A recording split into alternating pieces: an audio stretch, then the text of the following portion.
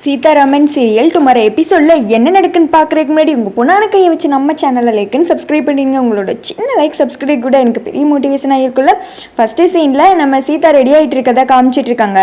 அதை மகாவும் அர்ச்சனாவும் ஓட்டு கேட்டுட்டு வெளியில் வந்துட்டு, ஐயோ இந்த சீதா என்ன இப்படி கிளம்பிட்டு இருக்கா, ஒருவேளை வேற ஏதாவது பிளான் போட்டாலோ மகா, எனக்கு ரொம்ப பயமாக இருக்கு மகா, இல்லைனா சுபாஷுக்கு சூனியை வச்ச மாதிரி இங்கே வேற யாருக்காவது வச்சிட்டாலோ அப்படின்னு கேட்கா. ஐயோ அக்கா, நீங்கள் பாட்டுக்கு சும்மா இருங்கக்கா, அதெல்லாம் எதுவும் கிடையாது, சூனிய கிணியெல்லாம் ஏதாவது இருந்து எனக்கே வச்சு என் வாயாலே சத்தியம் தான் இந்த வீட்டோட மாப்பிள்ளைன்னு சொல்ல வச்சிருப்பாள்ல, அதெல்லாம் ஒண்ணு கிடையாது, அவெல்லாம் நடிச்சிட்டு இருக்கா. இங்க பாருங்க, எதுக்குமே பயப்படாதீங்க, என்ன தாண்டி இங்க ஒண்ணுமே நடக்காது.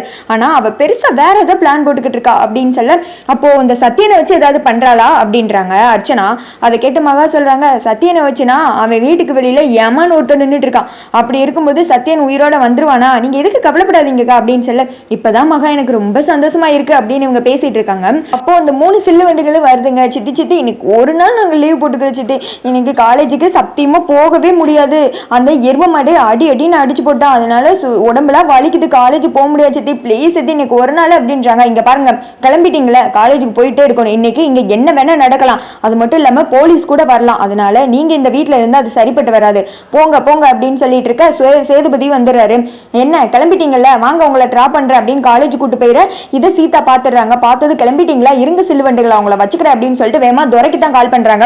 அங்கிள், அந்த 3 செல்வண்டுகளும் இங்க இருந்து கிளம்பிடுச்சு, இன்னும் 1 மணி நேரம் தான் டைம், அதுக்குள்ளே நீங்க எல்லாத்தையும் செஞ்சு முடிக்கணும் சரியா அப்படின்னு சொல்ல, சரி சரி பக்காவா பண்ணிடலாம், வச்சிரு போன அப்படின்னு சொல்லிட்டு வச்சுட்டு அந்த பக்கம் சேதுபதிக்காண்டி தான் வெயிட் பண்ணிட்டு இருக்காங்க.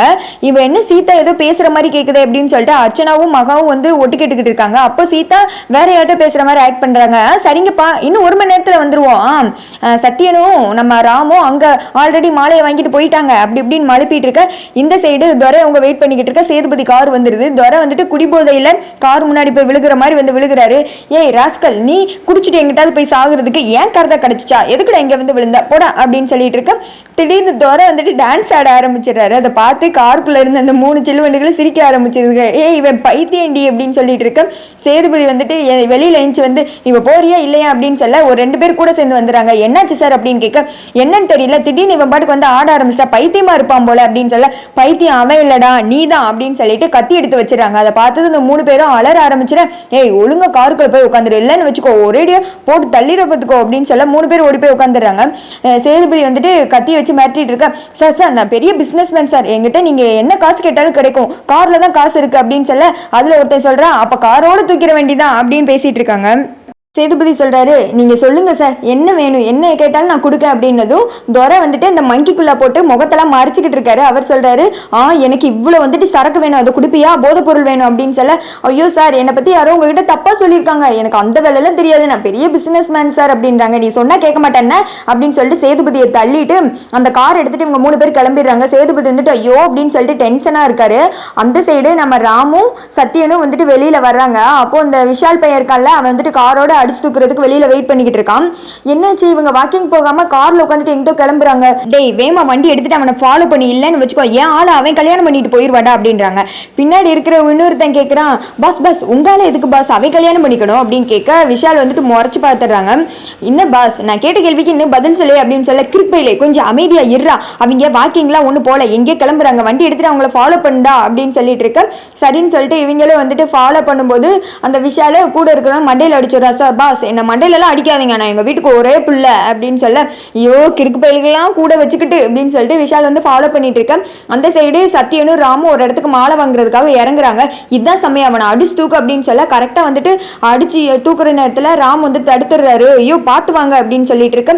அந்த சைடு 3 பொண்ணுங்களை கடத்திட்டோம் அப்படின்னு சொல்லிட்டு அந்த 3 பேரை வச்சு பிளாக்மெயில் பண்ணிட்டே நம்ம மகாக்கு தான் கால் பண்றாங்க. மகா தான் போன் அட்டன் பண்ணி பேச, 3 பேரை கடத்திட்டோம், ஒழுங்கா நாங்க சொல்ற மாதிரி பண்ணலன்னு வச்சுக்கோ, 3 பேர் மூஞ்சிலே ஆசிட் அடிச்சு எங்கிட்ட தூக்கி போட்டுருவோம் அப்படின்னு சொல்றாங்க. மகா சொல்றாங்க, ஏய் நான் யார் தெரியுமா, எங்க வந்து யாரை கடத்திருக்க அப்படின்னு சொல்ல, நீ யாருன்னு சொல்லிட்டு ஒரு பயோகிராஃபி எழுதி என்னோட மொபைலுக்கு நீ ஃபார்வர்ட் பண்ண, அதுக்கடுத்து நான் தெரிஞ்சுக்கிறேன் அப்படின்னு சொல்ல இவங்க வந்துட்டு முடிச்சுட்டே இருக்காங்க. அடுத்து தையல்காரி இங்க வாடி அப்படின்னு சொல்ல சீதா தான் வெளியில வராங்க. உண்மையை சொல்லிடி, நீ தானே கடத்தின அப்படின்னு கேட்க, ஆமா நான் தான் கடத்தினேன், இன்னும் 1 மணி நேரத்துல ரிஜிஸ்டர் ஆஃபீஸ்ல மீரா இருக்கணும், இல்லைன்னு வச்சுக்கோங்க 3 பேரையும் நான் ஆசிட் அடிச்சு ரோட்ல தூக்கி போட்டு போயிட்டே இருப்பேன். சீதா வந்துட்டு மனிதா பாப்பா அப்படி இப்படின்லாம் நினைக்காதீங்க, உங்களுக்கு நான் ரொம்ப கெட்டவ அப்படின்னு சொல்ல, நான் யாருன்னு தெரியுமா, மகா போகிறோம் அப்படின்னு சொல்ல, மகா தானே அதனா கார் ரொம்ப பெருசாக நீளுது, ஐ டோன்ட் லைக் இட், அதனால சொன்னதை செய்யுங்க அப்படின்னு சொல்லிட்டு கிளம்பிட மகா வந்துட்டு முடிச்சு பார்த்துட்டு நிற்காங்க. அதோட இந்த எபிசோட் முடிஞ்சிருது.